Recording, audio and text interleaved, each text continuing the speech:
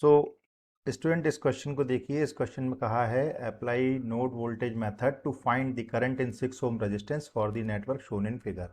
और हमको जो नेटवर्क दिया गया है वो मैं नेटवर्क ड्रॉ करता हूँ। ये नेटवर्क हमको कुछ इस तरीके का दिया है, ओके। और इस सर्किट में हमको इस ब्रांच में करंट हमको कैलकुलेट करना है कि 6 ओम से कितना करंट फ्लो हो रहा है। तो सबसे पहले हम कंसीडर कर लेते हैं कि यहाँ से मान लीजिए कि I1 करंट यहाँ से फ्लो हो रहा है और यहाँ से करंट जा रहा है I2 और ये करंट यहाँ से आ रहा है I3। तो ये करंट की डायरेक्शन हमने एज्यूम कर ली कि इस तरीके से करंट इस सर्किट के अंदर फ्लो हो रहा है। अब दूसरा जो इम्पोर्टेंट काम है यहाँ पे वो हम फाइंड आउट करेंगे कि सर्किट में नंबर ऑफ नोड्स कितने हैं। तो नोड्स की डेफिनेशन क्या है कि कोई भी सर्किट के अंदर ऐसा पॉइंट जहाँ पे सर्किट की 3 और मोर देन 3 ब्रांचेस मीट कर रही हो उसको हम बोलते हैं नोड। तो यहाँ पे देखिए एक पॉइंट तो हमको ऐसा मिल रहा है, ये एक नोड हो गया। यहाँ पे 3 ब्रांचेस, एक तो ये 6 ओम रेजिस्टेंस वाली, एक ये 2 ओम रेजिस्टेंस वाली और एक 4 ओम रेजिस्टेंस वाली मीट कर रही है। तो एक नोड तो ये हो गया और दूसरा नोड हमको यहाँ पे मिलता है ये वाला, ठीक है। इसके अलावा और कोई ऐसा पॉइंट नहीं है जहाँ पे 3 और मोर देन 3 ब्रांचेस ऐड हो रही हूँ या मीट कर रही हूँ, ठीक। तो इस नोड का मैंने नाम दे दिया A और इस नोड का नाम दे दिया मैंने B। अब मेथड में हम सबसे पहले क्या करते हैं कि दो नोड हमने डिसाइड कर लिए, नंबर ऑफ नोड्स कितने थे सर्किट के अंदर। सेकंड कि एक नोड को हम रेफरेंस नोड बनाएंगे। तो मैंने मान लिया कि मैं इस नोड B को कंसीडर करूंगा एज ए रेफरेंस नोड और मैंने इसको ग्राउंड कर दिया रेफरेंस नोड को। तो ये मेरा हो गया रेफरेंस नोड या डेटम नोड हो गया ये B। Clear. Now I will apply Kirchhoff's current law at node number A। So I will write apply KCL eight node A।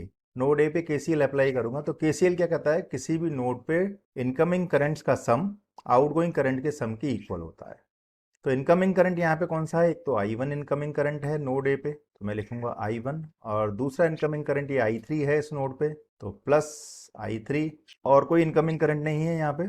और आउटगोइंग करंट है I2, तो मैं लिखूंगा यहाँ पे इज इक्वल टू I2। तो ये इस नोड ए पे करंट की इक्वेशन हो गई। नेक्स्ट स्टेप में हम क्या करेंगे कि अब मैं अप्लाई करूंगा इस पे ओम्स लॉ, और ओम्स लॉ अप्लाई करके I1, I2 और I3 की वैल्यू मैं कैलकुलेट करूंगा। तो I1 की वैल्यू क्या होगी, यहाँ पे मान लिया मैंने कि इस नोड का वोल्टेज है VA और इस नोड का वोल्टेज तो VB था जो कि हो गया 0, चूंकि यहाँ पे ग्राउंड कर दिया, ये रेफरेंस नोड है। तो इस नोड का वोल्टेज मैंने मान लिया कि ये VA है और यहाँ पे पोटेंशियल 4 वोल्ट है, यहाँ पे 4 वोल्ट है।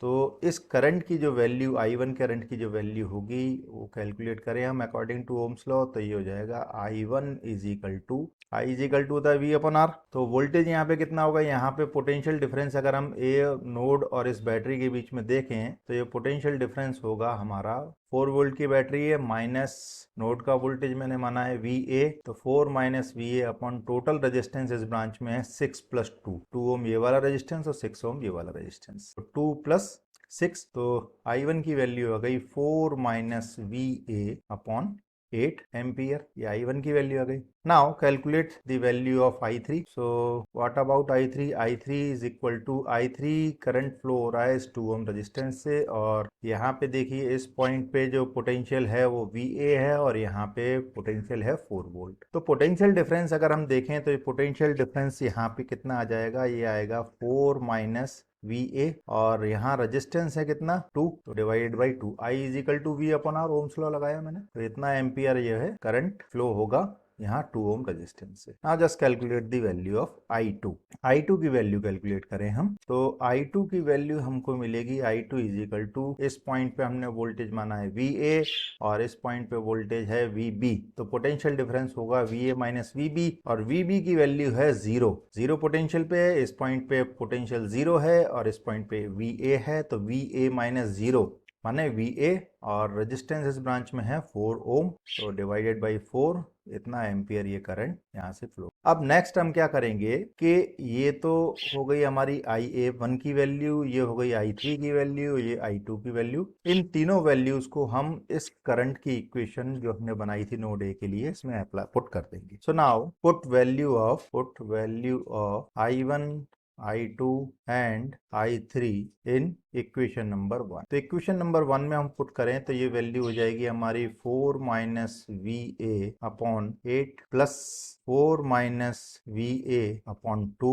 Is equal to V A upon 4। ये वैल्यू हमारी यहाँ से आ जाएगी और इसको सिंप्लीफाई अगर हम करें तो सिंप्लीफाई होकर के इक्वेशन आएगी हमारी, हो जाएगा 4 माइनस वी ए प्लस ये हो जाएगा 16 minus 4 V A is equal to 2 V A. इससे आगे सॉल्व करेंगे तो ये हो जाएगा हमारा 4 और 16 ये हो गया 20 और minus V A minus 4 A ये हो गया minus 5 V A is equal to 2 V A. और आगे सॉल्व करें इसको तो ये हो जाएगा हमारा 20 is equal to 2 V A plus 5 V A. और यहाँ देखें तो ये हो जाएगा 20 is equal to 7 V A और V A is equal to आ गया हमारा 20 अपॉन 7 वोल्ट। ये आ गया हमारा नोड ए का वोल्टेज। अब नोड ए का वोल्टेज आ गया हमारे पास में और हमको यहाँ पे फाइंड आउट करना था current in 6 ohm resistance. 6 ohm resistance में कितना करंट फ्लो हो रहा है,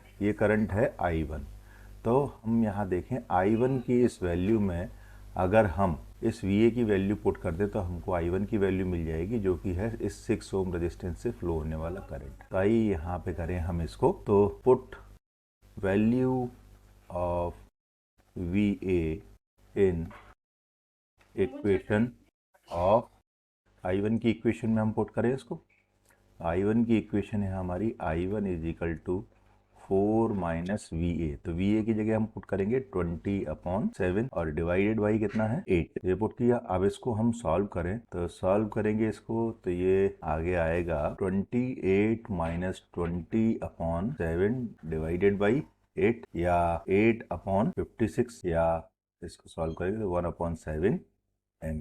सो this is our answer. 1 upon 7 ampere current इस 6 ओम रेजिस्टेंस से फ्लो होगा। आई होप आप लोगों को ये क्वेश्चन एकदम अच्छे से समझ में आ गया होगा और आप आगे इस तरीके के और भी क्वेश्चंस को बना पाएंगे। यदि आप आने वाले और क्वेश्चंस के लिए सॉल्यूशंस देखना चाहते हैं तो चैनल को लाइक कीजिए, सब्सक्राइब कीजिए और कमेंट कीजिए और अपने दोस्तों के साथ में भी इस इन्फॉर्मेटिव वीडियो को शेयर कीजिए ताकि उन्हें भी ये इन्फॉर्मेटिव वीडियो टाइम से मिल जाए। Thank you. Happy learning.